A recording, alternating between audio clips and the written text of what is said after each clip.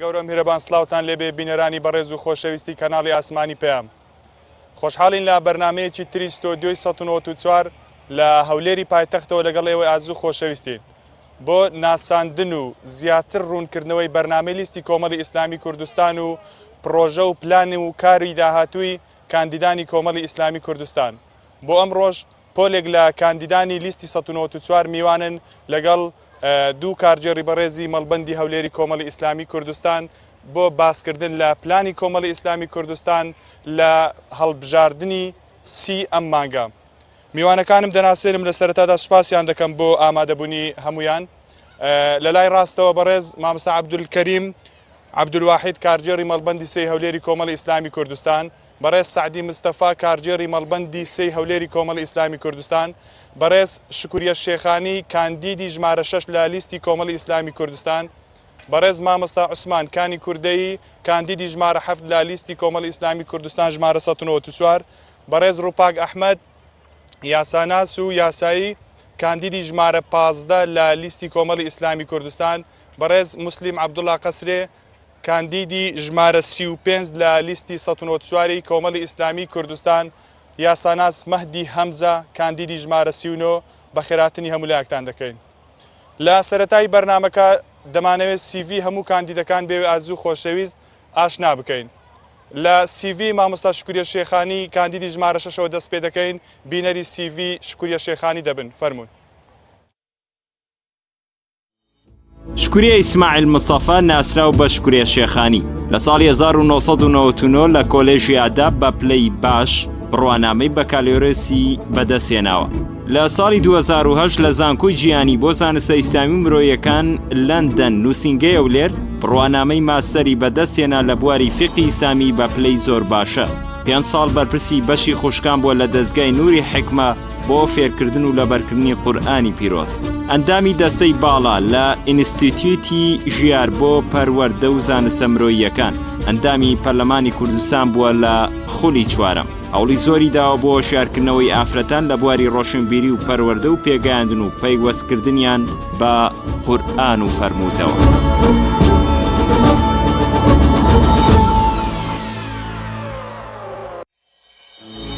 عوسمان عەلی ئیسماعیل حەمەدەمین ناسراو بە مامۆستا عوسمان کانی کوردەیی لە دایکبووی ساڵی 1976 لە شاری هەولێر، شارەزا لە زمانی عەرەبی و بەکالۆرس و دبلۆم لە شەریعەی ئیسلامیدا. ماوەی 24 ساڵە پێشنوێژ و وتارخوێنە لە وەزارەتی ئەوقاف. لە ئێستادا بەهۆی داکۆکی لە مافی هاونیشتیمانیان و هەڵوێستە شەرعیەکانی ماوەی 2 ساڵە لە هەموو ڕێوڕەسمێکی ئاینی و ئەرک و مافێکی وەزیفی بێبەش کراوە. بەرپرسی نووسینگەی ئەولێری ناوەندی زانایانی کۆمەڵی ئیسلامیە، مامۆستایە لە بنکەی دارولحەدیث لە پارێزگای ئەولێر. لە بواری زانستە شەرعیەکان بە شێوەی خۆبەخش بەردەوامە لە وتنەوەی وانە و پێشکەشکردنی سیمینار بۆ چین و توێژە جیاوازەکان. لەدایان بەرنامەی کەناڵە ئاسمانی و لۆکاڵیەکان میوانداری کراوە و ماوەی 2 ساڵیش زنجیرە بەرنامەیەکی شەرعی لە کەناڵی بانگەواز پێشکەش کردووە. لە دیداری چۆنێتی پێگەیاندنی باخوازان لە وڵاتی سعودیە لە ساڵی 2016 بەشدار بووە. لە دیداری زانایانی عێراقی بۆ لێکۆڵینەوە و ناساندنی زانایان لە عێراق ساڵی 2015 بەشدار بووە. دیداری جیهانی زانایانی ئیسلامی لە کۆماری ئیسلامی ئێران لە ساڵی 2014 بەشداری کردووە.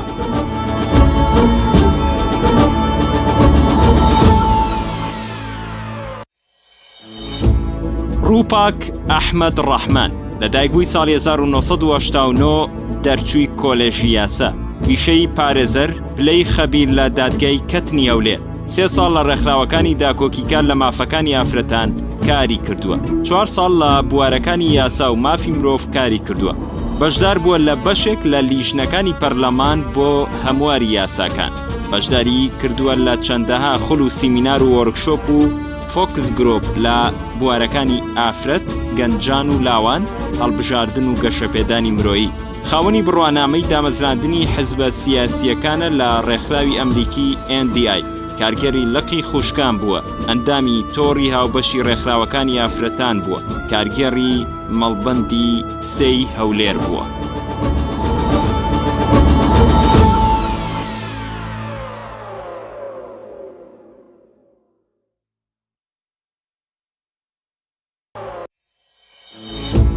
موسلیم عەبدوڵڵا ڕەسوڵ ناسراو بە موسلیم عەبدوڵڵا قەسرێی، کوڕی گەورەی شەیدی سەرکردە مامۆستا عەبدوڵڵا قەسرێ، شارەزایە لە زمانەکانی عەرەبی و فارسی، خاوەنی بڕوانامەی دیپلۆم لە پەیمانگای تەکنیکی هەولێر لە کارگەری یاسە، خاوەنی بڕوانامەی بەکالۆرۆسە لە زانکۆی سەلاحەدین لە زمانی عەرەبی، ئەزموونی مامۆستایی لە وانەوتنەوەی زمانی عەرەبی، ئەزموونی 10 ساڵ فەرمانبەری لە خزمەتکردنی ژینگەی وڵات لە وەزارەتی ژینگەی حکومەتی هەرێمی کوردستان، بەشداری لە دیبەیت و سیمینار لە بواری ئازادی ڕادەربڕین لە ڕێکخراوە ناحکومیەکان، بەشداری لە جۆرەها خولی پەرەبێدانی توانای تاکە کەسی و مرۆیی کردووە.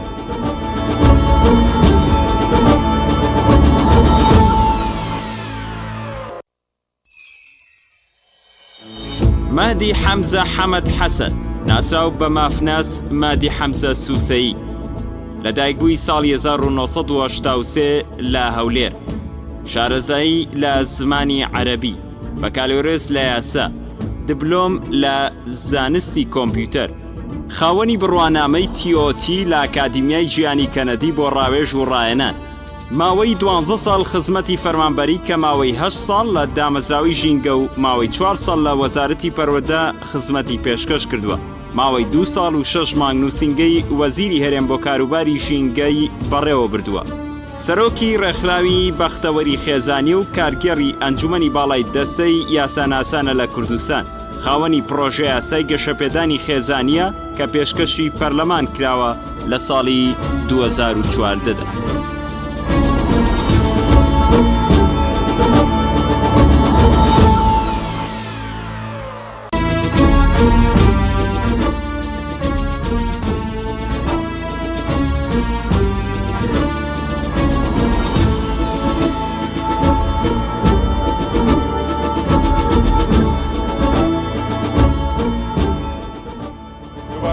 لێبێ بینەرانی بەڕێز و خۆشەویست، ئەوەی بینیتان CV کاندیدا ئامادەبەکانی بەرنامەکەمان بوون کە پێک هاتوون لە 5 کاندیدی بەڕێزی شاری هەولێر. مامۆستا عەبدولکەریم وەک کارجێڕی مەڵبەندی هەولێری کۆمەڵی ئیسلامی کوردستان دێمە لای جەنابەت و پرسیارێکم ئاراستی جەنابەت دەکەم. زۆربەی حیزبەکانی بەشداربوون لە هەڵبژاردنەکان گرنگێکی تایبەت بە هەولێر و دەنگدەرانی هەولێر و پێگەی جەماوەری خۆیان دەدەن. کۆمەڵی ئیسلامی کوردستانیش وەک دەبینین کۆمەڵێک کاندیدی بەهێز و بەتوانای لە بوارە جیاجیەکان کاندید کردووە. بۆچی حیزبەکان لایەن گرنگە پێگەی جەماوەریان لە هەولێری پایتەخت بەهێز بێ؟ بەنای خوای بەخشندە و مێرەبان، سەرەتا دەمەوێت دەستخۆشی و سوپاسێکی بێپەیان بۆ کەناڵی ئاسمانی پەیام دەکەم کە بەڕاستی لەم هەڵبژاردنەدا ماندووە بەهۆی ئەو بەرنامانەی کە لە بۆ سەرخستنی لیستی 1940 ئەنجامی دەدا. دیارە پێگە و ڕۆڵی هەولێر سیاست بۆ ئەوەیە کە تۆ بچیتە مەزدەری قەرار بۆی بڕیار بەدەستبی. دیارە کە پایتەختیش لە هەموو وڵاتانی جیهان بۆ ئەوەیە پایتەختە کە چەقی گۆڕانکاریەکانە. هەولێریش پایتەختی هەرێمی کوردستانە و چەقی گۆڕانکاریەکان لێرەیە و گرنگی تایبەتی خۆیە. هەرچەند کە دەنجی کەسێک لە هەڵەبجە یان لە زاخۆ یان لە هەر شوێنێک جیاوازی نییە لەگەر دەنجی کەسێکە لە هەولێر، بەڵام حیزبەکان دەیانەوێت ئەوە بسەلمێنن کە لە هەولێر ڕۆڵ و پێگەی خۆیان هەیە. بۆیە کۆمەڵی ئیسلامی ژۆکو هەر حزبێکی تری سیاسی ئەویش هەوڵدەدا بۆ گەیشتن بە دەسەڵات بۆ ئەوەی کە کاریگەری خۆی هەبێ لە قەرار لە بڕیاردان. ئەویش بە هەمان شێوە هەولێر بەلای کۆمەڵی ئیسلامیەوە گرنگە و ئیشیی زۆری لەسەر کردووە و گرنگی تایبەتی خۆی هەیە. لەبەرەوە ئێستا ئەگەر تەماشا بکەین هەولێر هەست بە بەهێزبوون دەکەنەوە کۆمەڵی ئیسلامی لە هەولێر، هەڵبژاردن لە دوای هەڵبژاردن هەرچەندە هەڵبژاردنەکان بەرزی و نزمی تێدەکەوێت لە دەنگەکان، بەڵام تا چەند لە خۆتان ڕازینە کە کۆمەڵی ئیسلامی لە هەولێر دەنگەکانی بەرەو بەرزبوونەوە دەڕوا و هەواداران و لایەنگرانی ڕوو لە زیاد بەخۆی خۆی دەبێمە شتێک بڵێن. دیارە لە هەڵبژاردننی ڕابردوو دەنگەکانی کۆمەڵی ئیسلامی و دەنگەکانی ئۆپۆزیسیۆن بەگشتی کەمی کرد، ئەبێمە و حەقەتە بزانین. دیارەوەش پەیوەندی بەوە هەبوو کە خەڵک دەزانێت کە پەیوەندی بە مەسلەی سیستەمی ئەلکترۆنی و کۆمەڵێک لەو بابەتانەوە بەڵام منەوێ لێرە ئاماژە بە خاڵێک بکەمەویش ئەوەیە کە لە ئێستاش ئەو هەڵبژاردنەی ڕابردوو کاریگەری سەلبی هەبووە لەسەر خەڵک کە خەڵک پێی وایە هیچ گۆڕانکاریەک ئەنجام نادرێ و ناکرێ ئێمە هەموو ڕۆژێ بچینە سەر سندوقەکان و بەو شێوێ بێ بەڵام من پێم وایە بەو شێوەیە نییە چونکە ئەگەر تەماشای راپۆرتەکانی خانەی ئازادی کە بڵێن ڕێکخراوێکی ئەمریکیە باز لەوە دەکا کە لە نیوەی لە 150 ئەو وڵاتانەی کە هەڵبژاردننی تێدا دەکرێت بە هەڵبژاردنێکی دیموکراسیانە هەژمار ناکرێت جا ئەم جۆرە لە تەزویر یان لە هەر شتێک کە دەکرێت خەڵکی سار کردوێت ئەمە خەڵکی سار کردوێت ئێوە چیتان کردو بۆ ئەوەی گرنگی هەڵبژاردن لای خەڵک ڕوون بکەنەوە و کە دەتوانرێت بە دەنگێک گۆڕانکاری ئێستا ئەمە بەڕاستی لە هەولێر لە مەڵبەندی هەولێر ژوورێکی هەڵبژاردنمان پێکێناوە و بە گوڕوتینەوە چوینەتە ناو جەماوەر و کاری لەسەر دەکەین بەڵام من ئەمە بەستم ویستم ئاماژە بەوە بکەم کە ئەگەر گریمان تەزویریش دەکرێت ئەوەش دەکرێت بەڵام ئایا چ بەدیلێک هەیە بۆ هەڵبژاردن ئێمە هیچ بەدیلێکی تر بە چاکتر نازانین بۆ گەیشتن بە حکوم لە هەڵبژاردن زیاتر چونکە هەڵبژاردن تاکە بەدیلی ئێمەیە بۆ ئەوەی کە لە پرۆسی سیاسی بەشدار بین بەڵێ پرۆسی سیاسی ناشرین کراوە ئێستا بەهۆی ئەوەی کە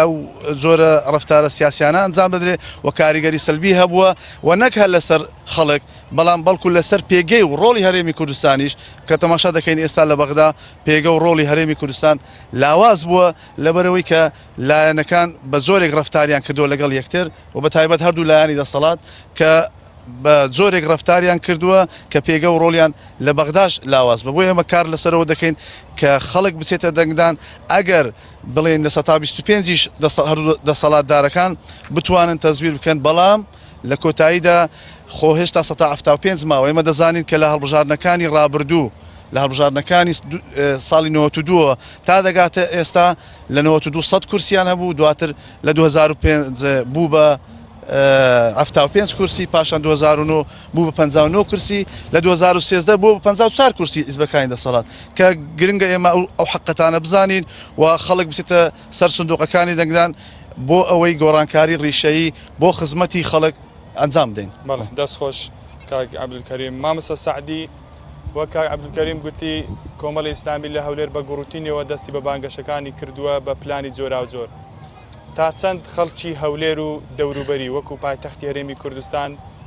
لە لیستی کۆمەڵی ئیسلامی کوردستان ڕازیە لە کاندیدەکانی ئێستا و ڕابردویان ڕازیە و پێیان وایە کاندید و نوێنەری باش بوونە لە نێو حکوومەت و پەرلەمان و ئەنجومەنە خۆجێیەکان بە ناوی خی گەورە میهرەبان دەستان خۆشبی ماندوو نەبن کەناڵی ئاسمانی پێم دیارە لەو چەند ڕۆژێ ڕابردوو دەورێکی کاریگەری هەبووە کە مادوونە ناسانە شەو ڕۆژیان لێک دایتەوە بۆ سەرخستنی لیستی کۆمەڵی ئیسلامی لیستی 194 کۆمەڵی ئیسلامی دیارێمەکو ستافی حکوومەت کە بەشدار بوون لە حکومە ستافی پەرلەمانی و ستافی ئەندامانی ئەنجومەنی محافەزە و پەرلەمانی عێراقی لە ماوەی ڕابردوودا لەبەر ئیش و کارە گرنگەکانیان کە کردویانە لەبەر ئەو هەموو ئیشە زەروریانەی کە پێداویستی خەڵک بوو جێبەجێیان کردووە لۆی ئەو ئەندامانە ناسراون ناو خەڵک ئێستا دەچین ناو خەڵک زۆر بە گوڕوتینەوە پێشوازیان لێ کردوین بە شێوازێکی وا دەستنە ناو خەڵک کە سەربەرز بن بە نوێنەر کاندیدەکان و پرۆژە حیزبەکەتان لەبەرەوەی لە ماوەی ڕابردووە ئەو ستافانی کە بەشدار بووینە لە حکوومەت و پەرلەمان ئێمە پیانەوە سەربەرز بووین خەڵک و جەماوەری کوردستان پیانەوە سەربەرز بوو لەبەرەوەی ئێستا کە دەچینە ناو خەڵک و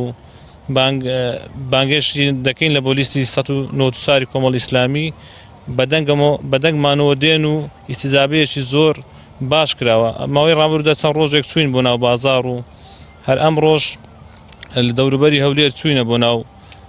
بازار و گەڕاون ئیستیزابەیەکی زۆر باشێ لەلایەن جەماوەری شاری هەولێر کە جەماوەرێکە بەڕاستی ئیسلام دۆستە جەماوەرێکە کۆمەڵویستە ئەگەر ئەو زەخت و زووقتەی کە پێشتر لەسەری کرایە ئەگەر ئەو زەختە لەسەری لابکەوی پێم وایە دەنگێکی باشتر بۆ لایەنەکانی ئۆپۆزیسیۆن و بە تایبەتی کۆمەڵی ئیسلامی بەدەست دێت یعنی کۆمەڵی ئیسلامی پێت وایە لەم هەڵبژاردنە لە سنووری مەڵبەندەکەیەوە و هەولێری پایتەخت دەنگەکانی ڕوو لە زیاد بوون دەکات چونکە هەمووان دەزانین کۆمەڵی ئیسلامی سەبارەت بە مەوقیفەکانی زۆرجار تووشی ئەزیەت و ئازار بۆ تۆ تووشی ناڕەحەتی بۆ تۆ بەڵام لە هەندێک مەبادیع لای نەداوە کە بەرژەوەندی خەڵکی تێدایە پێت وایە خەڵک ئەو چاکەی کۆمەڵی ئیسلامی دەداتەوە بە متمانە پێدانیان بەڵێ دیارە هەڵبژارنەکانی ڕابردوو کۆمەڵی ئیسلامی دەنگێکی باشیە نابوو جگە لەو هەڵبژارنەی کە بەو دوایە کراکە بە سیستەمی ئەلکترۆنیکرا دیارە لای هەمان وازەحە هەر لە شەوی یەکەمەوە لە هەموو لایەنەکان بەدەنگ هاتن لەسەر ئەوەی کە ئەو سیستەمە تەزویری لەسەر کراوە هەتا لایەنەکانی دەسەڵاتیش بۆ نمونە لە هەولێر یەکێتی نیشتیمانی لە سلێمانی پارتی دیموکرات لەو نەتیجەیە ڕازی نەبوون کە بەدەستات بلۆی ئەو سیستەمی ئەلکترۆنیک کە تەزویری لەسەرکە ناکرێت ئێستا بکرێتە قیاس هەڵبژارنی ڕابردوو ئەمە تەوەقوع دەکەین لە بۆ هەڵبژارنی ئێستا لەبەر بەهێزی کاندیدەکانمان لەبەرەوەی کاندیدەکانمان پیانەوە سەربەرزین لە ماوەی ڕابردوودا کار و چالاکیان زۆر بە پرۆژیان زۆر بووە تەوەقوع دەکەین دەنگێکی باشی ئەو ناوچەیە و کوردستان لە بۆ کاندیدەکانی لیستی 194 کۆمەڵی ئیسلامی بێ کە کاندیدەکانمان کاندی بەرچاو و بەهێزن بەڵێ دەست خۆش دواتر دەگەڕێنە وڵات بۆ پلانی داهاتوتان پرسیار لێ دەکەین مامۆستا شکوریە شێخانی کاندیدی ژمارە 6 تۆ لە ماوەی 4 ساڵ و زیاتر لە 4 ساڵی ڕابردوو ئەندامی پەرلەمانی کوردستان بووی و بەوە ناسراوی کە پەرلەمانتارێکی چالاک بووی و بە دوای کێشە و گرفتەکانی خەڵکەوە بووی بە تایبەت لە بواری تەندروستی و پەروەردە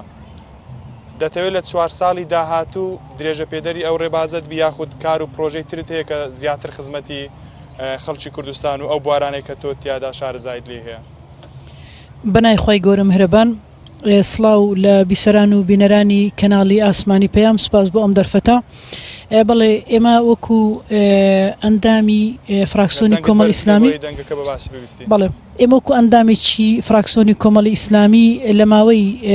ئەم 4 ساڵە بەڵام ڕاستیدا ئێمە ئەگەرچی لە ڕووی زاهیریەوە دەڵێن تەمەنی پەرلەمانی خولی چوارەم 5 ساڵ بەڵام بە حەقیقەتەن 2 ساڵ و نیوی تاوامان لێ ڕۆیشت جارێ لە سەرەتا 7 مانگی یەکەم هەردوو حزبی دەسەڵاتدار بەهۆی کێشیان لەسەر پۆستەکانەوە نانهێش پەرلەمان دەست بەکار بێ و پاشانیش ساڵێک و 11 مانگ لەسەر کێشەی سەرۆکایەتی هەرێم دیسان پەرلەمان ڕێگا لە سەرۆکی پەرلەمان گیرا و ناندەهێش پەرلەمان کارەکانی خۆی وەکو پێویست بکە جا بە شێوێکی گشتی دەتوانم بڵێن ئێمە بە حەقیقەتەن 2 ساڵ و نیو بە تاوی ئیشمان کرد لە ماوەی ئەو 2 ساڵ و نیوەدا هەموو هەوڵێکی خۆمان خستەگەڕ بۆی زۆرترین کار ئەنجام بدەین زۆرترین خزمەت پێشکەش بکەین دیارە من لە ماوەی ئەم 2 ساڵ و نیوە دەتوانم بڵێم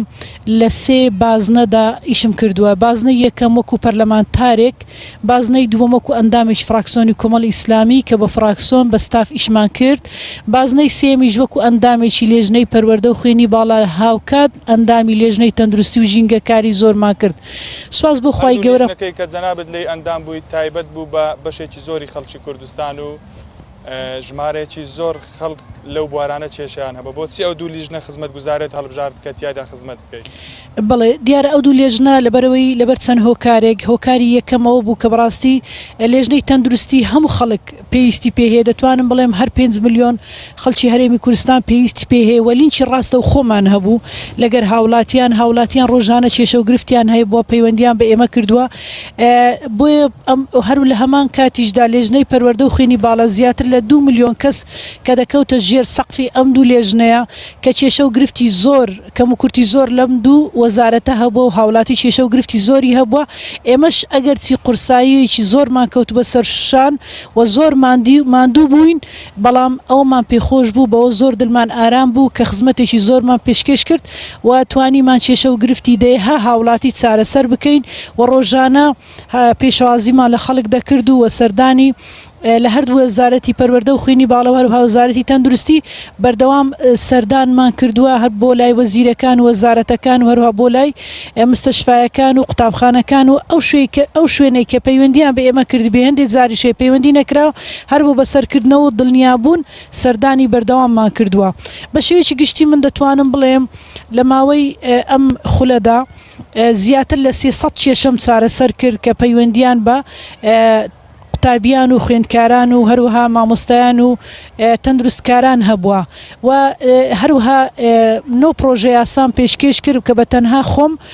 ئامادەم کرد و واژووی پێویستم بۆ کۆ کردەوە پێشکەش بە سەرۆکاتی پەرلەمانم کرد و سوپاس بۆ خوای گەورە هەر نۆ پرۆژه یاسام خوێندنەوەی یەکەمی بۆ کرا و دوا پرۆژه یاساشم کە گەڕانەوەی پاشەکەوتی موچە بۆ خەڵکی هەرێمی کوردستان وەکردنەوەی ژمارەی حیسابی بوو کە ئاراستەی وەزارەتی دارایی و ئەنجومەنی وەزیران و هەروها لێژنەی دارایی لە پەرلەمانی کوردستان کرا و بە تەنها دەیاداشتم پێشکەش بە سەرۆکاتی پەرلەمان کرد هەر یاداشتێکیش ئاماژە بووە بۆ بوونی کێشە و ئاریشەیەکی ئانی کە سەرۆکاتی پەرلەمانم ئاگدار کردەوە. ئامادەت کردووە شکوری خان تایبەت بۆ بە ژیانی خەڵک و خۆشگوزەرانی خەڵک و کێشە و گرفتەکانی خەڵک. بەڵێ بە تەکید هەر هەمیان پەیوەندی ڕاستە و خۆیان هەبووە بە کێشە و گرفتی خەڵک یەکێ لەو پرۆژە یاسانە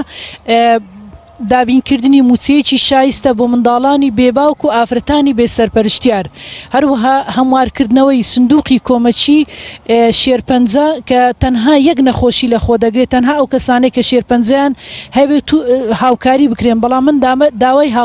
هەموارکردنەوەی ئەو سندوقم کرد کە هەژ نەخۆشی تری سامناکەی وەکو چاندنی جگەر گواستنەوەی گورچیلا کە ئەمانەش نەخۆشی کوشندن و نەخۆشی سامناکن کە سوودمەند بن لەم سندوقا هەروەها یاسای تر کە وەکو کە هەندێک ئەوانی تریش زۆری هەموارکردنەوە بوو دیارە من هەستم دەکرد کاتێک کە سەیری یاسایەکانم دەکرد ڕۆژانە سەیرم دەکرد و چوومە سەر پێگەی سایتی پەرلەمان دیارە هەندێک لەو یاسایانە کێشە و گرفتی زۆریان تیادا هەبووە وەروە ئێمە وەک فراکسیۆنی کۆمەڵی ئیسلامی چەند پرۆژەیەکی زۆر گرنگمان پێشکەش کرد هەمووشیان خوێنەوە یەکەمیان بۆ کراوە و ئاراستەی لێژنە پەیوەندیدارەکان کراوە لە هەموو ڕەهەندەکان و لە هەموو لایەنەکان بۆ نمونە ئێمە 25 پرۆژە یاسامان کە ڕاستە و خۆ پەیوەندیان بە ژیان و گوزەرانی خەڵک هەبووە و ئەمە پرۆژەمان هەبووە کە پەیوەندی بە ژیانی کۆمەڵایەتی هەبووە وەکو یان پرۆژەی ترمان وەکو بەفلتەرکردنی پێگە سێکسیەکان و هەروەها پرۆژەی تر کە وەکو دابینکردنی مخەسەسات بۆ خوێندکاران و دانی قەرز بە قوتابیان ئەوانەی کە لە خوێندگا و پەیمانگە ئەهلیەکان دەخوێن یا لە زانکۆ ئەهلیەکان دەخوێنن و هەروەها بێمەی تەندروستی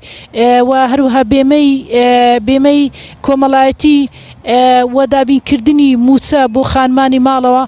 ئەمانە بەڵێ بەشێک بۆ لە پرۆژە یاسایەکانمان هیوادارین ئەگەر ئەم جارە بتمانەی خەڵکتان بەدەست هێنا بە زووترین کات ئەو پرۆژە یاسانە بخرێنە بەرنامەی کار چونکە هەمویان پەیوەندیدارن بە کۆی گشتی ژیانی هاوڵاتیان ئەگەر بە کورتی وەڵامی ئەو پرسیارم دەیتەوە لە یەکێک لە دروشمەکانت نووسیوتە ستەم و نادادی ئەگەر لانە درێت لا ناچێت مەبەستت چییە لەم یاخود پەیامت چییە لەم دروشمە بۆ هاوڵاتیان بەڵێ مەبەستم ئەوەیە کە بەڕاستی ئێستا ئەمە لە هەرێمی کوردستان هەموو خەڵک دەزانێت کەوتونێتە ژێر هەژمونی ستەمەوە هەموو خەڵک ستەمی لێ دەکرێت تەنانەت مامۆستایەک تەنانەت خوێندکارێک تەنانەت کرێکارێک تەنانەت کەم ئەندامێک جاکەوا بێ هەر هەمومان هەست بەو ستەمە دەکەین کە کۆمەڵە کەسێک کەوتۆنەتە گیانی ئەو خەڵکە سەروەت و سامانی سەرزەمین و ژێرزەمین بە تاڵان دەبن بە ئاشکرا وەکو داگیرکەرێک هاتبوونە ئەم وڵاتە بەم شێوازە مامەڵە دەکەن کابی دەبێ ئێمە کە هەر هەمومان ستەممان لێ دەکرێت هەر هەمووشمان دەبی دەست لە ناو دەست هەوڵ بدەین ئەو ستەمە نەهێڵدرێ ئەگەر ئێمە هەوڵ نەدەین ئەو ستەمە بەردەوام دەبێ حەز دەکەم تەنها یەک خاڵم مایە ئەگەر ئاماژەی پێ بکەم لەبەرەوەی ژمارەی کاندیدەکان زۆرە دەمەوێت بە دادپەروەری کاتەکە دابشکەم بەسەر بەڵێ تەنها یەک خولەک ئێمە ئەو کارانەی کە کردومانە لەم خولەدا لە ئەگەر متمانەی خەڵک بەدەست بهێنمەوە بە تەکید کارەکانمان درێژە پێدەری کارەکانی خولی ڕابردوومان دەبێ ئەوەی کە کردومانە لە دەواازەیەکی فراوانتر دەیکەین و هەروەها ئەو کارنامەی کە کۆمەڵی ئیسلامی پێشکەشی کردووە کە لە 7 بازنەدا کار دەکەین لە بواری سیاسی یاسایی کۆمەڵایەتی ئابووری و دارایی خۆشگوزەرانی ئاینی لە هەموو ئەو بازنانەوە کار دەکەین و پلانێکی تۆکمەدا دەنێن بۆی ئەو کارنامە جێبەجێ بکەین کە وەکو کۆمەڵی ئیسلامی بەڵێنمان بە خەڵکداوە ئێمەش وەکو دەرچوان ئەو کارنامەی جێبەجێ بکەین بە پشتیوانی خوای گەورە دەست خۆش بێ شکوریە خان مامۆستا عوسمان کانی کوردەی کاندیدی ژمارە 7 جەنابەت وەک مامۆستایەکی ئاینی خۆت کاندید کردو بۆی ببیتە نوێنەری خەڵکی کوردستان دەتەوێت لە پەرلەمانی کوردستان چی بکەیت کار لەسەر چی بکەیت و چی بگۆڕیت بەناوی خوای بەخشندەی میهرەبان لە سەرەتاوە سوپاس و ڕێزم بۆ کەناڵی ئاسمانی پەیام هەیە و بۆ ئەم دیمانەیە و بە گرنگی دەزانم بەڕاستی بە خێراتێکی گەرمی سەرجەم برایان و خوشکانمان بکەین بە دیارمانەوە دانیشتون ئەوە نیشانەی گوڕوتینە بۆ ئێمە بەڕاستی هەر کەسێک هەر کاندیدێک بەجەماوەر و دەنگدەری خۆیە بەڕاستی پشت ئەستورە سوپاسیان دەکەین. ئێمە سوپاسیان دەکەین کە ئەو میوانانە بەرنامەکە جوانتر و گەرم و گورتر دەکەن. سوپاس بۆ هەموو لایەکی بە تایبەت دەستخۆشیم بۆ هەردوو برای کارژێرمان کاک عەبدولکەریم و کاک سعدی بەڕاستی شەو نخوونی زۆریان کردووە لەگەڵ ئێمە لە بیدایەتی دەستپێکردمان بە تەرشیحات و کاندیداتەوە. سوپاس بۆ هەموو لایەکی. وڵات دیارە ئیش و کاری ئێمە لە پەرلەمان پشت بەخوای گەورە بەردەوامبوون و کۆڵنەدان دەبێ جا ئەو کاتیش بە گوێرەی ئەو بڕگە و یاسا و تعلیمات و ئیرشاداتێکەوە پێویست دەکا وەکو دەڵێ لە کولی مەقامین مەقال هەر کاتە و هەر سات و هەر ئان و ڕۆژێک بەڕاستی قسە و لێدوانی خۆی دەبێ. معلومەکە ئیشی ئێمە بە بەرنمەیە ئیشی ئێمە کۆمەڵی ئیسلامی بەگشتی بەرنامە ڕێژکراوە سوپاس بۆخوا بە ئیعاز ئیش دەکەین کاو پرۆژە کاو خاڵ کاو ئیش لە خزمەتی زۆرینەی خەڵکی کوردستان بێ بەڕاستی ئێمە ئەوە دەکەینە پێشینەی کارەکانمان وێرا لەگەڵ ئەو جەماعەتێکەوە لەوانەیە کاندیدی حیزب بن یان کاندیدی لایەنێک بن ئیش بۆ لایەنێک بکەن ئێمە وانین. ئێمە ئەگەر خەڵکانێکی دیاریکرا و برا و خوشکانێکی دیاریکرا و دەنگمان پێ بدەن بەڵام ئێمە دەبینە دوزار دەبینە کاندید و پەرلەمانتار و نیونەری سەرجەم دانیشتوانی کوردستان بە تێک ڕای پشت بەخوای گەورە بێت جیاوازی ئەو خاڵانەی کەەوە پەراوێز کراون لە پەرلەمان لەگەڵ زیاتر باری ئاینیەکە حەز دەکەم بەڕاستی لەو خاڵانەوە بدوێم. پرسیارت لێ بکەم لە یەکێک لە خاڵەکانی بەرنامەی کار لە بواری ئاینی نووسراوە پاراستنی پێگە و کەسایەتی زانایان و مامۆستایانی ئاینی کەواتە هەز دەکەن خەلەلێک هەیە لەم بوارە بۆیە ئەو خاڵەتان کردوتە بەرنامەی کار لیستەکەتان یاخود وەکو پێویست ڕێز لە مامۆستایان و زانایانی ئاینی نەگیراوە لە هەرێمی کوردستان بە تایبەت لەلایەن پارتە دەسەڵاتدارەکان. بە دڵنیاییەوە زانایانی ئاینی پەراوێز کراون ئەگەر تەمەشای زۆربەی زۆری وڵاتانی خەلیج بکەی پێشنوێژ و تاریخوێنەکانیان یان ئیمام و خەتیبەکانیان بڵین کە کاتێک خانە نشین دەکرێن بە پلەی وەزیر و مدیر عام خانە نشین دەکرێن. من لێرە داوای ئیمتیازاتی شەخصی ناکەم بۆ زانایان و بۆ خۆم داوا لە ڕێزی پێگەی زانایانی ئاینی دەکەم بەڕاستی گەڕانەوەیان بۆیە تا ئێستا مامۆستای ئاینی کاتێک کە شەهادەی حوزرەی هەیە بۆ نمونە من 12 ساڵم خوێندن کردووە لە ساڵی 92 کەوتایی 92 تاوەکو ساڵی 2002 خوێنی حجرم کردووە لەوانەیە هەر ساڵی لە شوێنێکی بووم بەڕاستی بەڕاتبەی فەقەیان و با بڵێن بەڕاستی بە سەراحەت یعنی بەنانە ڕقەی خەڵکی هەژار و فەلاح و کرێکار ئەمن بەخێ و ئەمن بووم بەمەلا بۆیە ئێمە بەڕاستی دەبێت دەمانەوێت لەو ماندووبوونەدا بتوانین ئێمە خۆ بسەلمێنین پێگەی خۆمان بەڕاستی دیاری بکەین محلی عرابمان چییە ئایا ئێمە ئەگە زیاد بن لەو کۆمەلگایە با وەزارەتی ئەوقاف بڕیارە بدە لە زانایان لا بدرێن ئەگە زیادیش نەبن پێویست بن پێویستە بەڕاستی کاریگەریان هەبێ مامۆستا بەبێ بڕیاری دادگا نەگیرێ مامۆستا بە ئاراستەی حیزب ئیش نەکە مامۆستا لەژێر هەڕەشەی متەوەلی و لەژێر هەڕەشەی نازانم کێ و فڵان و فیسال لە گوندێک بۆوێ نەقڵ بکرێ و دەربکرێ و مامۆستا وەک بەردی دامەی لات و داشی دامەی لات و بەداخەوە ئێمە هەست دەکەین بۆی کە زانانی ئاینی ئەگەر بکرێ حەسانەیەکی ئیجتیماعیان هەبێ حەسانەیەکی ئیجتیماعی کە زۆر شتێکی ئاساییە بەڕاستی ئەگەر ئێمە لەگەڵ ڕێزم بۆ سەرجەم برایان و خوشکامان لە خولی پێشوو کە کاندید بوون و کە پەرلەمانتار بوون ئەگە کار کرابێ بەڵام ئێمە لەوانێ بەرچاومان نەبێ زۆر کەسێ لە بیانیان کاتێکەوە کەسێکی بیانی لە ئەوروپا لە ئەمریکا لە هەر وڵاتێکەوە دێ کاتی یان بە شێوەی مانجێک لەوێ حەسانەی بۆ دەبێ هیچ یاسایەک هیچ قانونێک بۆی نییە ئەو کابرایە محکەمە بکە و محاسبە بکە ئێمەش بەهۆی پێگەی بەهۆی کاریگەری پێگەکەمان بەهۆی ئەوەی کە ڕاستەوخۆ تەدەخلی کێشەی بینی ژنومێر دەکەین ئێمە سوپاس بخوای گەورە لە گەورەی خۆمان نا لە گەورەی وەزیفەکە کە وەزیفەی پێغەمبەرانە عەلەیهیمو سڵات وسەلام توانیومانە تەئسیل لە خێزانەکان بکەین بۆ ئاشتەوایی کۆمەڵایەتی بۆ پێکەوە ژیان بۆ ڕێزلێگرتن بۆ گێڕایەڵی کوڕ بۆ بابی بۆیە ئێمە بەڕاستی ئەو ئەرکەی پێمان سپردراوە مافەکەمان نەک بەقەدوی نییە بگرە مافمان هەر زۆر زەوت کراوە سوپاس بخوا من زۆر باشم کە تەنها لادراوم و لەسەر خوتبە و قسەی حەق گیراوم و ئێستاش بۆ منێ بسمە هیچ مزگەوتێکی و ناوە کارەبای مۆلشمان سەقات دەکەن وەکو ئیستیفزازیەک سوپاس بۆخوا ڕۆژ بە ڕۆژ دڵم خۆشتر دەبێ لەبەرەوەی بەداخەوە بچیتە پەرلەمان و بە یارمەتی هاوکاران لە لیستی کۆمەڵ و سەرجەم لیستەکانی تر بتانی پرۆژەیەک پێشکەش بکەیت کە مامۆستایانی ئاینی دوور بن لە هەموو دەست درێژیەک، دوور بن لە هەموو پێشێلکاریەک کە بەرامبەریان ئەنجام دەدرێت. وەک دەزانین نمونەی جەناب و چەندینی تر هەیە لە هەرێمی کوردستان. سپاس بۆ خی گەورەی لە سەرەتایی دەستپێکردنی بانگەشی هەڵبژاردن هیچ کاندیدێکیمە شتێکی خەیاڵی نەگوتووە. واتە ئاسمانی بۆ بکاتە زادەی 100 مەتری. ئێمە شتێکی وامان نەگوتووە. ئێمە هەرچی هێز و توانای خۆمان هەبێ بەبێ ئەوەی کە چاو لە ئەمنیەتی خۆمان بخشێنینەوە کە ژیانمان تەئەمین بێ، یان خۆمان دەوڵەمەندکەین، یان خزم و کەسمان دەوڵەمەندکەی دامەزین، ئەوانەمان ڕەچاو نییە. ئێمە هەوڵ و تەقەڵا و ماندووبوومان بەوە دەبێ هەر کەسە و لە پێگە و ڕۆڵی خۆی کار بکات. ئەوەی تەندروستکارە تەندروستی، ئەوەی کەەوە یاساناسە لە دادگاکان، ئەوەی کە زاناشە لە شوێنی مزگەوت و لەو شوێنانێکەوە کاری خۆی هەیە. ئێمە پشت بەخوای گەورە دوا بەدوای ئەوەی کە متمانەی خەڵکی دەست بە دەستنوێژ و خەڵکی مزگەوت و خەڵکی بە مووقیفی سەر سەکۆ و ساحەکانی کوردستانمان بەدەستێنە، پشت بەخوا داکۆشکارێکی سەرسەختی مافەکان دەبین و بتوانین پێگەیەک بۆ زانایانی ئاینی بجێڕینەوە. لەبەرەوەی بەڕاستی ئێمە دەزانین مامۆستایان لە چ مەینەتیدان لە چ ناخۆشیدان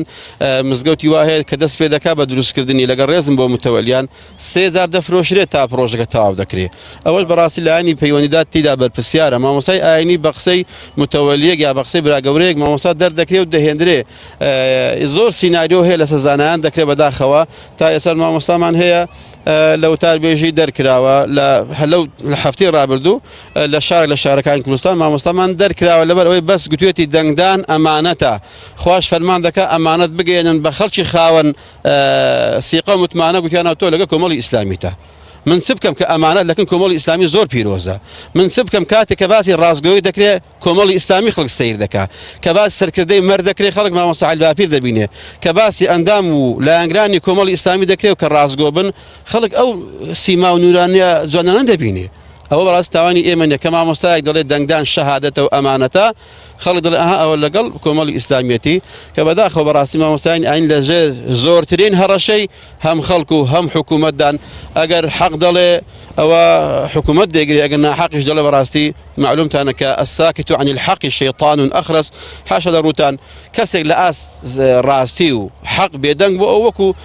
شەیتانێکی لاڵ و کەرولاڵ وایە. ئێمە وا نابین پشت بەخوای گەورە چۆن لە مزگەوتەکان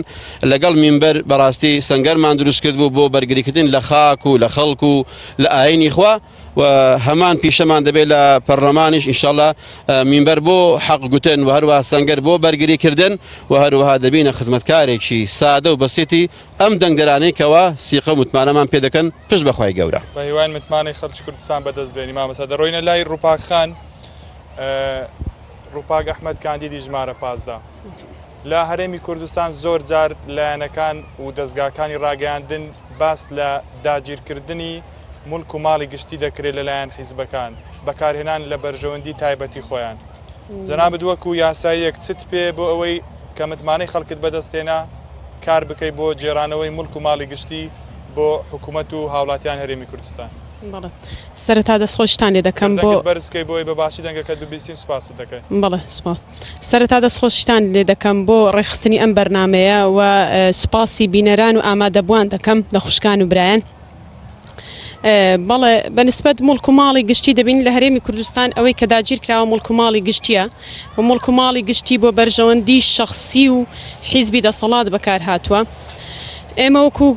کاندیدانی کۆمەڵی ئیسلامی و لە بەرنامەی کاری کۆمەڵی ئیسلامیش هاتووە، منیش وەکو کاندید لە بەرنامەی کارم ئەوەم خستۆتە ڕوو کە مڵک و ماڵی گشتی بگەڕێنینەوە بۆ خەزێنەی حکوومەت یاخود بیگەڕێنینەوە بۆی بیکەینە سەرچاوەیەکی داهات. دەبینین ئەوەی مڵک و ماڵی گشتیە هەر لە ئەرزی زراعی ڕابگرێت تاوەکو پیشەسازیش هەمووی دەستی بەسەرداگیراوە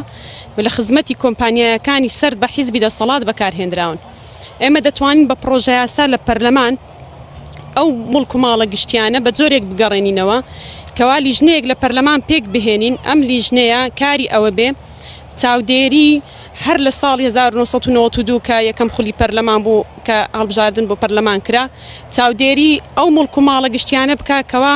چۆنچۆنی دابەشکراون، چۆنچۆنی لە نێوان دوو حیزبی دەسەڵات تەوزیع کراون بۆ بەرژەوەندی خۆیان بەکاریان هێناوە. ئەمەش گەڕانەوەی ئەم مڵک و ماڵە کارێکی زۆر ئەستەم نییە. بە ئامادەکردنی پرۆژە یاسا هەیە پێویستی بەوەیە کە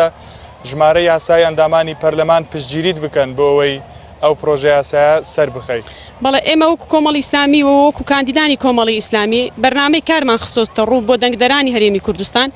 ئێمە ئەو بەرنامەی کارە ئەو شتانی تێدا یاداشت کراوە کە ئێستا قسەی لەسەر دەکەین بۆ ئێمە تەمەنا دەکەین کەوا زۆرترین دەنجی خەڵکی هەرێمی کوردستان بەدەست بێنین بۆی بتوانین لە پەرلەمان ئەو کارانە جێبەجێ بکەین چکە بە تەکید بە چەند کورسیەکی کەمی پەرلەمان ئێمە ناتوانین ئەو هەموو پرۆژانێک کە ئێمە گەڵاڵەمان کردووە لە لای خۆمان جێبەجێ بکەین بۆیە ئەو مڵک و ماڵە گشتیانەیە کە ئەو لیژنەیە پێک بێ هەر لە 92 متابعەیەک بکە ئەو مڵک و ماڵە گشتیانێک کە لە چ ساڵێک دراوە بە حیزبی دەسەڵات یاخود بەو کۆمپانیانێ لە بەرژەوەندی حیزبی دەسەڵات بەکاردێن بەو نرخەی ئەو کاتی بقرسێندرێن یاخود بخەمڵێندرێن کە خەمڵێندران ئەو کەسێک کە کڕویەتی نرخەکەی خۆی وەردەگرێتەوە ئەو مڵک و ماڵە گشتی ڕاستەوخۆ دێتەوە ناو خەزێنی حکوومەت و دێت کەوا حکوومەت تەحکومی پێدەکا و حکوومەت بۆ یاخود دەکاتە سەرچاوەیەکی داهات بۆ خەڵکی هەرێمی کوردستان یاخود بەکار دێ لەو پرۆژە خزمەت گوزاریانەی کە ئێمە لەوانێ بە پرۆژە یاسا پێشکەشی حکوومەتی بکەین. بەڵێ باست لە جێرارەوەی مڵک و ماڵ کرد بۆ هاوڵاتیان و بۆ حکوومەتی هەرێمی کوردستان کە حکوومەتێکی دادپەروەر بێ. مڵک و ماڵی گشتی نا تەنانەت ئێستا حکوومەت پارەی خەڵکیش لێلایە وەکو پاشەکەوت حیجزی کردووە بە پێی سیستەمی پاشەکەوت کاندێک خەڵک پێی دەڵێت سیستەمی پاشەکەوت چی دەکەن بۆ ئەوە؟ بەڵێ بخۆی سیستەمی پاشەکەوت بە بڕیاری حکوومەتە بڕیاری حکوومەت لە خوار یاسایە بخۆی قانون قوەی ئیلزامی هەیە بەسەر هەموو بڕیارەکان قانون دەبێت جێبەجێ بکرێ پاشان بڕیار دەبینین بە بڕیاری حکوومەت پاشەکەوت بەسەر موچەخۆراندا سەپێنراوە کە پاشەکەوت سەپێنرا قەیرانی دارایی ڕوویدا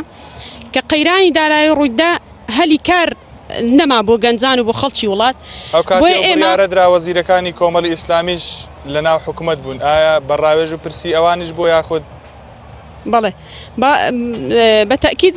کۆمەڵی ئیسلامی بە پاشەکەوتی موچە ڕازی نەبووە و بەردەوام ناڕزایی خۆی دەربڕیەوە ئێمە بە پرۆژە یاسا دەتوانین ئەو پاشەکەوتی موچە کە کێشەیەکی زۆر سەرەکیە گەڕانەوەی چونکە ئێمە ناتوانین ئێستا بەڵێن بە خەڵکی هەرێمی کوردستان بدەینکەوە پەرلەمانتاران ئەگەر متمانی خەڵک بەدەستبێنین ئەم پاشەکەوتە هەمووی بگەڕێنەوە چکە بخۆی کێشەیەکی سەرەکیە ئەگەر هەموو پاشەکەوت بگەڕێتەوە ئەوە تەزەخم ڕوودەدا کە تەزەخم ڕوویدا بۆ نمونە تۆ هەموو پارە دێنیە ناو خەڵک دابەشی دەکەی بۆ نمونە ئەگەر یەک زەوی نرخ یەک دەفتەر بوو بێ ئەو کاتی دەبێتە 5 دەفتەر کەواتە نرخ زۆر بەرز دەبێتەوە پارە زۆر دەبێت ئێمە بخۆی دەبێتە کێشەیەکی سەرەکی بۆیە ئێمە من لە بەرنامەی کارم بە پرۆژە یاسا دەتوانین لە پەرلەمان بیخەینە ڕوو بەس پرۆژە یاسا ئەوە بە بڕیارێکی حکوومەت ئەو بڕینی پارەیە ڕوویداوە بە هیچ یاسایەک بڕیارەکە نەدراوە بۆی پێویستی بە پرۆژە یاسای هەمواری ئەو خاڵە بێ تەنها دەبێت پەرلەمانتاران کار بکەن بۆ زەخت لە حکوومەتی هەرێمی کوردستان بکەن بەڵێ دەبێت زەخت لێ پێچینەوە لە حکوومەتی هەرێمی کوردستان بکەن چونکە وەک دەزانین بە بڕیاری یاسایی ژێر چاودێری پەرلەماندایە بەڵێ خۆی پاشەکەوتی موچەکە باسم کرد بە بڕیاری پەرلەمان نەبووە بە بڕیاری حکوومەت بووە واتە بە یاسا نەبووە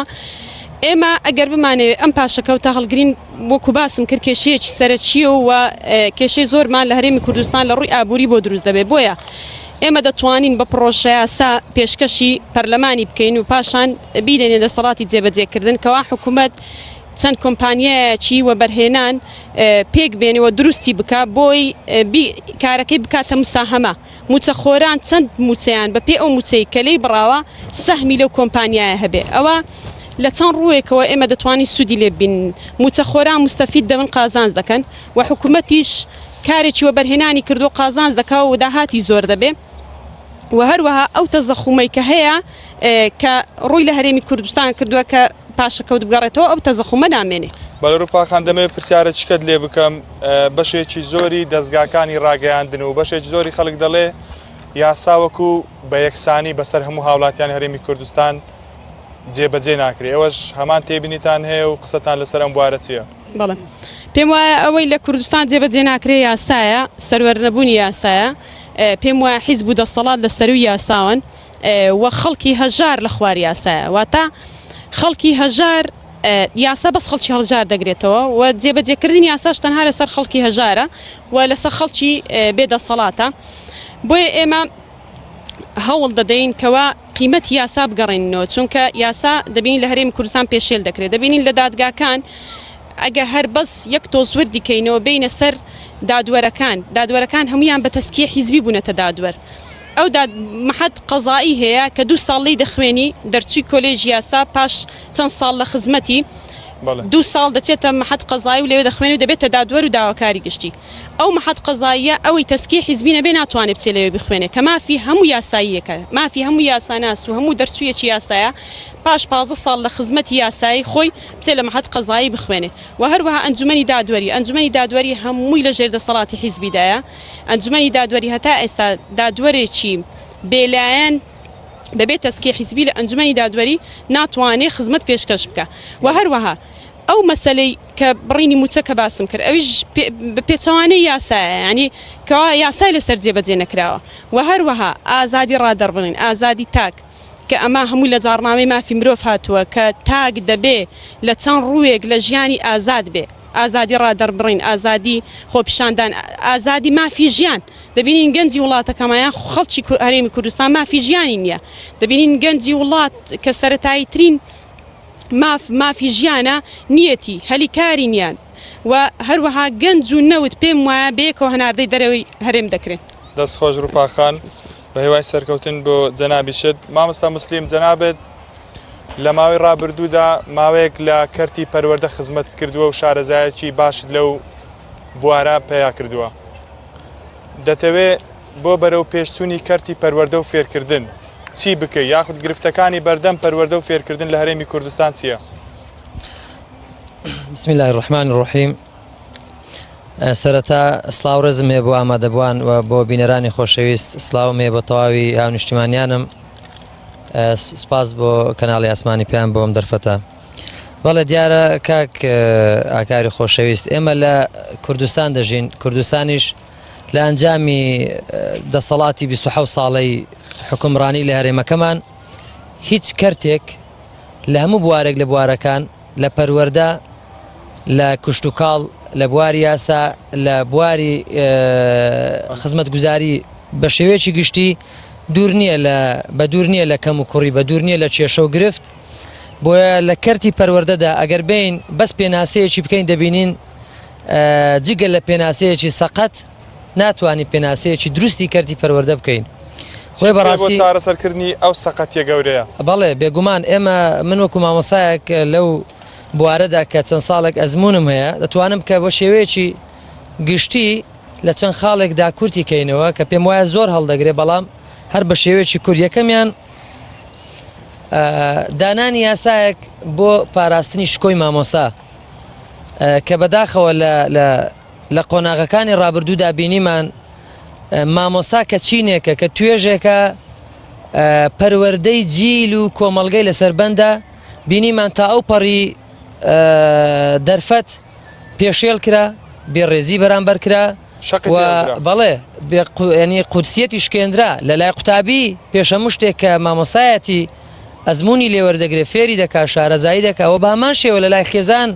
بنەماڵەی خۆی لە لای خێزانی خۆی و بە هەمان شێوە بەرامبەر بە نەتەوەکەی کە بەڕاستی مامۆستا پیشەیەکی زۆر پیرۆزە لە وڵاتان ئەوەی کە جێی پیرۆزیە ئەوەی کە کار و پیشەیە کە جێی سنگ و بایەخە هەم مامۆستایە چونکە پەروەردەی نەتەوەی لەسەر بەندە و هەمیش کەسێکە کە خزمەتی ژینگە دەکا بەداخەوە ئەو دوو بوارە لە هەرێمەکەمان زۆر پشتگوێ کراون و زۆر پێشێلی مافەکانیان کراوە دووەمیان باشترکردنی حاڵ و گوزەرانی مامۆستایان بەداخەوە ینی حاڵی گوزەرانی مامۆستایان تا ئەو پەڕی حاڵ زۆر نالەبارە زۆر ناشایستەیە بەو هەموو ئەزمونە بەو هەموو ڕەنجە بەو هەموو ماندووبوونەی کە دەیکا بەرامبەر بە قوتابیەکانی دەیکا بەرامبەر بە نەتەوەکەی و دەرماڵە و ئەو ڕێزەی کە لەیان گیراوە لە ئاست پیرۆزی پیشەکە نیە زۆر ناشایستەیە زۆر نابەرابەرە چونکە مامۆستا ئەگەر ڕێزی لێ بژیرێ بۆ دەچێت تەکسی بگرێ بە هیوای ئەوە بێ 2 دقە دەوام تەواو بێ بۆی بچی ئیشی تەکسی بکە وانە بۆی بەڕاستی مامۆستایان لەو پەڕی ناباشی لە حاڵ و گوزەراندان و بێڕێزیان بێکراوە و قورسیەتیان شکێنراوە بەڕاستی هەست بە خەجاڵەتی و شەرمەزاری دەکەم بەرامبەر بە ماڵ و منداڵیان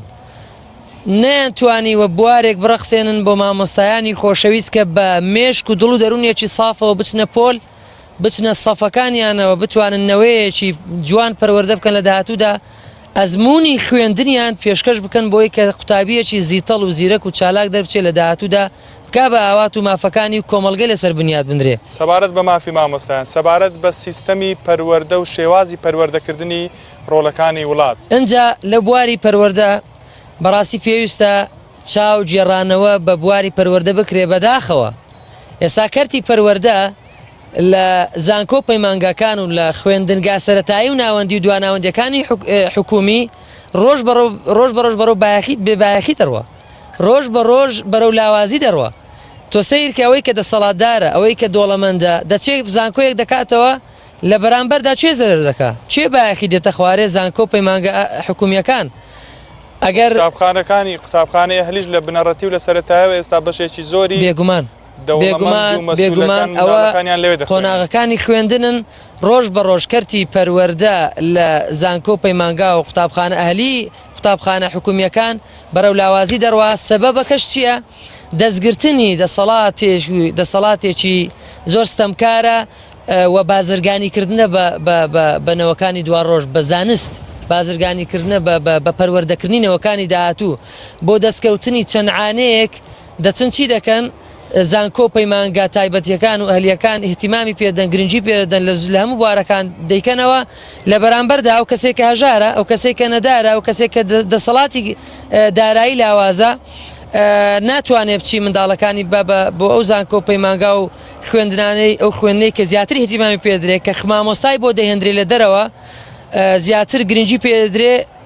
ناتوانێت منداڵەکەی بابووێ بۆ کاتە منداڵەکەی لە قوتابخانەیەکی حکومیدا کار دەکا کە نابەرابەرە. ئەجا مسلیم دەمەوێت پرسیاری ئەوەت لێ بکەم بۆ کاتەی ماوە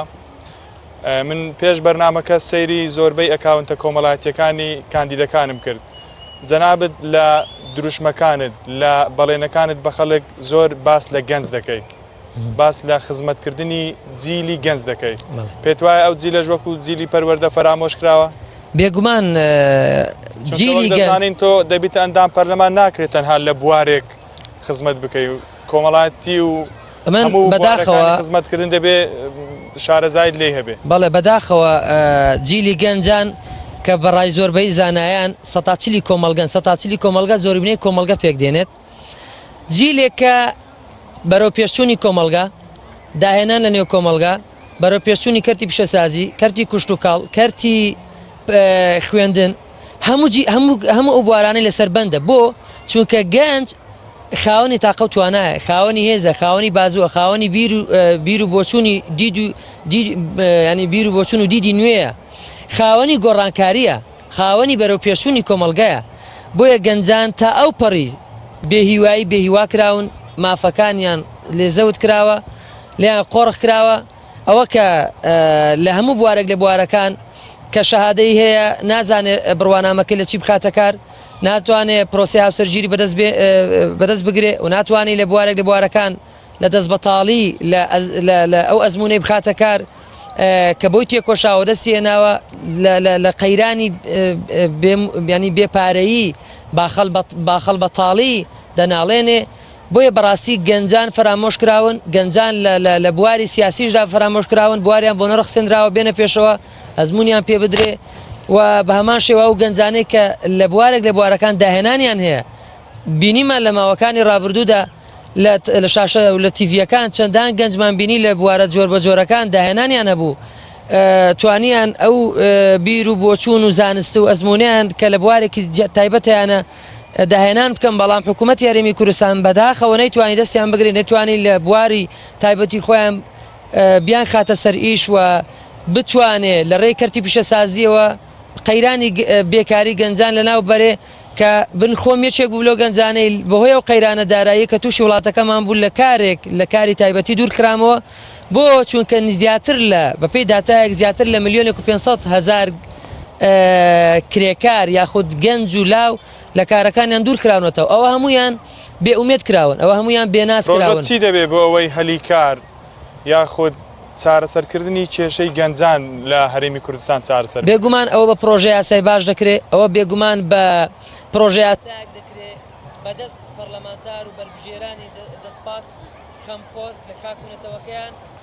بەوەی کە بەربژێرانێک بن بتوانن لە داهاتوودا لە نێو پەرلەمانی کوردستان لە جیاتی خەمی وەدەسێنانی پرۆژە و داهاتی تاکە شخصی خۆیان بن لە جیاتی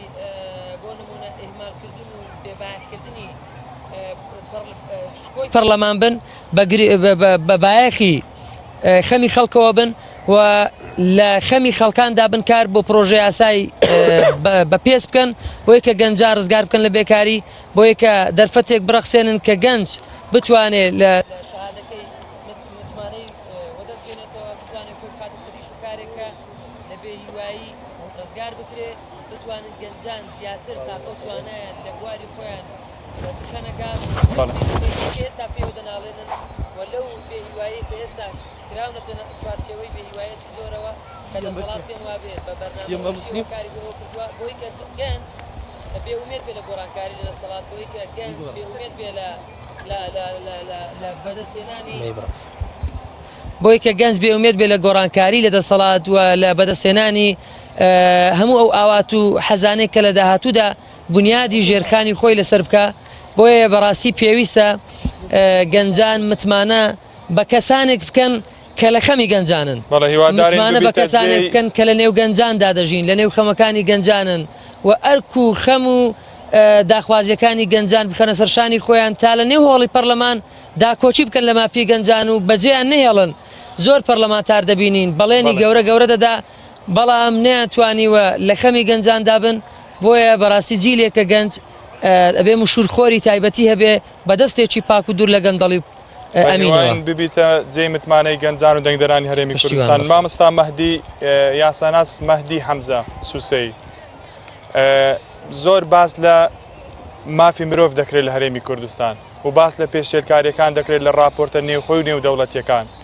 پێت وایە مافی مرۆڤ لە هەرێمی کوردستان مافی تاک لە ڕووی خۆشگوزەرانی لە ڕووی ئازادی ڕادەربڕین لە هەموو ڕوویەکەوە لە چ ئاستێکدایە بەناوی خوای گەورە و میهرەبان سەرەتا بە خێراتنی و میوانە بە ڕێزانە دەکەین و دەستخۆشی لە جەنابەت دەکەین سڵاو ڕێز تایبەتمان هەیە بۆ بینەرانی خۆشەویستی کەناڵی ئاسمانی پەیام ئێمە پێم خۆشە لە مێژە ئەو برایانە قسەی دەکەنە خوشک و برایانە تۆزێک لەوانەیە بینەرانیش زوهن و چایە ماندی بیبات چیرۆکەی خۆش جارمەوە لەسەر مەسەلەی مافی مرۆڤ ئینجا دێنە سەر باسەکەی خۆمان دەڵێن هاونیشتیمانێک چۆتە دادگا لەوێ لای عریزە نووسێک سکالا بنووسی لەسەر کەسێک کەستەمی لێ کردووە دوای وردە قسەکانی خۆی لە بۆ دەکاتن هەتا دەگاتە کۆتایی هەموو ئەوەی لەڵی لە هەڵی دەڕژێتە سەر ئەو عریزەیە و لێ بۆی یاداش دەکرێ دوای دەرە تخوا بۆم بخوێنەوە بزانم چی تێدا بزانم چیم باس کردووە کە وردە عریزە نووسەکە بۆی دەخوێنێتەوە ئەوش فرمێسکی لە چاوی دەچێت و دەگرێ بۆ حاڵی خۆی لێ بۆی دەردەکەوی ئەو چەند مەزلومە چەند ستێمێکی گەوری لێکراوە ئێمەش ئەگەر خەڵکی هەرێمی کوردستان سین و توێژەکانی هەرێمی کوردستان ئەگەر پێشێلکردنی ماف و ئەگەر خەڵکی هەرێمی کوردستانەوە غەدر لێکراودەی بۆ حاڵی خۆیان بگرین ئەگەر بە وردی دیقەت بەدڵنیاییەوە خەڵکی هەرێمی کوردستان ئەگەر لە ڕێی نووسینەوە یان لە ڕێی خوێندنەوە چۆن بڵێ خەمەکانی خۆیان بخوێنەوە لێ بۆیان دەردەکەی ئەوانە چەند دەستەم و چەندە مەزلومن لە هەرێمی کوردستان ئێمە باشترە لێی ورد نەبینەوە لێ گەڕێ لە هەرێمی کوردستان کاک هاوکار لە هەرێمی کوردستان ئێمە گەرتەمەشای مافی مرۆڤ بکەین فۆکەسکەینە سەر مافی مرۆڤ هەرێمی کوردستان ژینگەیەکە تێیدا بە مانای کەلیم مافی مرۆڤ پێشێل دەکرێتن لە ڕووی تەمەنەوە ئەگەر سەیرکەین مافی منداڵ مافی مێر منداڵ مافی گەنج مافی پیر و پەکەوتات ئەگەر لە ڕووی کەرت تەندروستیەوە لە ڕووی ئازادیەوە لە ڕووی زیندانیەکانەوە لە ڕووی ئیتر کولتوری و کۆمەڵایەتی یاسایی لە هەر ڕوویەکە سەیری مافی مرۆڤ کە لە هەرێمی کوردستان بۆ دەردەکەوی لە هەرێمی کوردستان دۆخێکی زۆر سەخت و ناخۆشەیە قورسترین شت لە هەرێمی کوردستان ئەوەیە جگە لە دەستە بژێرێک لە هەرێمی کوردستان هەست بە ئەمان ناکە ئەوە گەورەترین ستەمە لەو خەڵکە دەکرێتن ئێمە دەتوانێت چی بکەی وەک ئەندام پەرلەمانێک لەگەڵ خوشک و برا کاندیدەکانی تر کە دەردەچن لەگەڵ لە پەرلەمان دەبنە نوێنەری خەڵک دەتوانێت چی لەو بارەیەوە بکەی بۆ ئەوەی مافی مرۆڤ ئەگەر 100% نەبێ ڕێژەیەکی باش بەرز ببێتەوە یەکێک لە تایبەتمەندی و لە دیوە درەوشاوەکانی فراکسیۆنی کۆمەڵی ئیسلامی لە ماوەی ڕابردوو لە خولەکانی پێشووتر ئەوە بۆ هەمیشە ئەندامانی فراکسیۆنی کۆمەڵ و سەرۆکی مافی مرۆڤ لە پەرلەمانی کوردستان لەدەست ئەندامێکی کۆمەڵی ئیسلامی کوردستان بوو. خودی فراکسیۆنی کۆمەڵی ئیسلامی ئەندامانی پەرلەمانی لەسەر لیستی کۆمەڵی ئیسلامی هەرگیز تەحەفوزیان نەبووە لەسەر مافی گشتی لەسەر مافی مرۆڤ. بەداخەوە ئێمە یەکێک لەو دۆ خراپێک کە هاتوتە ئاراوە یەکێکە لە هۆکارە سەرچیەکان ئەوەیە کە بەشێکی زۆر لە پەرلەمانتارانی لایەن و هێزەکانی هەرێمی کوردستان تەحەفوزیان هەیە لەوەدا کە دەست بۆ هەندێک بابەتی هەستیار بەرن بۆیە ئەو گەورەترین شانازێ بەر ئێمە لە ڕابردوودا بڕاوە لە داهاتوش ئێمە بەدڵنیایی و گەشەی پێ دەین. بۆیە ئێمە گەر بەس وردە وردە دیقەت دەین و فۆکسکەینە سەر سێکتەرەکانی مافی مرۆڤ لە هەرێمی کوردستان لە ڕووی زیندانیانەوە سەیرکەین. ئێمە لە هەرێمی کوردستان دوو زۆر گیراومان هەیە، محکومینمان هەیە و ڕاگیراومان هەیە. و محکومین دەبینین لەسەر ئاستی چاکسازی گەوران پیاوان تا ڕادەیەک ژیانیان باشترە بینایەکان باشترە بەڵام چاکسازی ژنان و منداڵان لە دۆخێکی ئێزگار سەختدان و ئەوان لە بینایەکانیان زۆر خراپە و تەنانەت لە دۆخێکی نەفسی سایکۆلۆژی زۆر خراپدان. ئێمە گەر تەمەشای ڕاگیراوان بکەین لەسەر ئاستی پۆلیس و ئاسایشیش دەبینین ڕاگیراوانی ئاسایش لە دۆخێکی زۆر سەختدان. تەنانەت هۆڵی وا هەیە لە ئاسایش ئەوەندە قەرەباڵغە ئەوەندە ڕاگیراویان تێکردێ بەنۆرە هەڵدەستنەوە دادەنیشن بەنۆرە دەخەون کەەوە ئەو پەڕی بێڕێزێ بمافی مرۆڤ تەنانەت ئینسان ئەگەر ئاژەڵی هەوی بەو شێوە تەعامی لەگەڵ ناکاتن. بۆی ئێمە وەکو فراکسیۆنی کۆمەڵی ئیسلامی وەکو ئەندامانی کۆمەڵی ئیسلامی بەندە وەکو یاساناسێک هەرگیز چاوپۆشی لە شتیوە ناکەین هەرگیز لێ ناگەڕین شتیوە بەسەرمان تێپەڕی بەردەوام داکۆشی دەکەین و لە خولی ڕابردوو ئێمە بەدڵنیایی و ئیشی زدیمان لەسەر ئەو پرسە کردیە و ئێمە ئەگەر تەمەشای کەتی صحیح بکەین لە هەرێمی کوردستان خۆم لە میانەی حملەی انتخابات و هەڵمەتی بانگەشە سەردانی بۆ خەڵک زیاتر گرنگی بەچی تر بدەیت سەردانی بڵێ ئەوەش جواب بدەمەوە پێ دەبڕم وەکو جگە لە یاساناسیەکەت کەسێکی چالاکوانێکی باشی بواری ژینگەی تا چەند دەتوانن لەو سێکتەرەش ڕۆڵی خۆتان ببینن. مەسەلەی ژینگە دیارە ئێمە لە ماوەی ڕابردوو لە موئەسەسەی ژینگە هەمیشە لە عمقی ئیشە سەرچەکان بووین و لەوێ ئاشناین بە هەموو ئەو پرسە ژینگەیان لە هەرێمی کوردستان لە ئارادایە وەکو ڕوئیا وەکو پلان و وەکو استراتیزیەتی دەستەی ژینگە و لە پێشتر وەکو وەزارەتی ژینگە. ئێمە لە هەرێمی کوردستان پێویستمان بەوەیە زیاتر پەرە بە یاساکانی بواری ژینگە بدەین و پێویستمان بەوەیە لە هەرێمی کوردستان هەموو داهاتە ژینگەیەکان کۆ بکرێتەوە لە سندوقی ژینگە لەوێ دەزارێکی دێکە بە پێی یاسای ژمارە 8 ساڵی 2008 لە مادەی دەکە لەوێ ئاماژەی پێکراوەکە ئەو سندوقی کە لە ئێستادا هەیە لە حوتی 12 لە حوتی 2012 ئەو سندوقە دروست کراوە. ئێمە هەموو ئەو داهاتانەی بە ناوی ژینگە وەردەگیرێن لە بواری ژینگە کە یاساکە ئەوەی تەنزیم کردووە خەرز بکرێتەوە بەداخۆ ئێستا ئێمە هەموو ئەو داهاتانەی لە بواری ژینگە کۆ دەکرێتەوە بەشێکی کە لە چوارچەوەی فەرمانەکە کۆ دەکرێتەوە ئەوان ئیداع دەکرێت و لەسێت سندوقش داخراوە لی سەرف ناکرێت بۆ بواری ژینگە و ئەوانە دیکەشی لەسەر ئاسی وەزارەت سامانە سروشتەکان و لەسەر ئاسی وەزارەت ناوخۆ وەردەگیرێ ئەوەش هەر ئەسڵەن ناچێتەوە نێو سندوقی ژینگە. بۆیە ئێمە مەسەلەی ژینگە و پرسی ژینگە ئینجا پرسی ژینگە لە هەرێمی کوردستان پرسێکی هەستیارە و بە گرنگیەوە ئێمە ئیش لەسەر دەکەن چونکە پەیوەندی بە ژیان و سەحەت و بە تەندروستی گشتیەوە هەیە. ئێوە دەتانەوێت کۆی گشتی ژیانی خەڵک لە ڕووی پەروەردە لە ڕووی ئاینی لە ڕووی کۆمەڵایەتی و دوجار لە ڕووی مافی مرۆڤ و ژینگەیشەوە کەشێکی باش بۆ خەڵکی هەرێمی کوردستان بەرهەم بهێنن. بەدڵنیاییەوە فراکسیۆنی کۆمەڵی ئیسلامی تەنانەت کۆمەڵی ئیسلامی وەکو حیزب و کۆمەڵی ئیسلامی حیزبێکی موئەسەسیە و کۆمەڵی ئیسلامی زۆر خاوەن عەقڵ و خەڵکی کارامەی تێدایە لە ئیختصاساتی جیاجیا لە بواری جیاجیا و ئێمەی کاریندانی کۆمەڵی ئیسلامی ئێمە ڕوئیامان وازەحە و بە وشیاریەوە خۆمان کاندید کردووە یان کاندید کراوین بۆی ئێمە لە میانەی کاری پەرلەمانیمان بتوانین خزمەتێکی زۆر کارە و کاریگەر بە هاونیشتمانیان و دەنگدەرانی خۆمان بکەین و ئێمە لە ماوەی ڕابردوو کە سەلماندومانە بە بەردەوام گەشەی پێدەین بە کار و پرۆژەکانمان. خاڵێکی دیکە من وەکو خۆم وەکو لە بەرنامەی ینی وەکو کاندید کە من بەڕاستی جەختی لێ دەکەمەوە کە پێم وایە یەکێکە لە خەوش و کڵێنەکانی کاری پەرلەمانی لە ماوەی ڕابردوو ئێمە دەبینین کەرتی وەزیفی کەمتر پەرلەمان بەلای داچووە کەمتر یاسای بۆ تەشریع کردووە کەمتر چۆن بڵێ یاساکانی بۆ هەموار کردوتەوە بۆیە کەرتی گشتی پایەکی زۆر گرنگە لە هەر سیستەمێکی سیاسی لە هەر وڵاتێک و لە هەر کۆمەلگایەک ئێمە زۆر گرنگە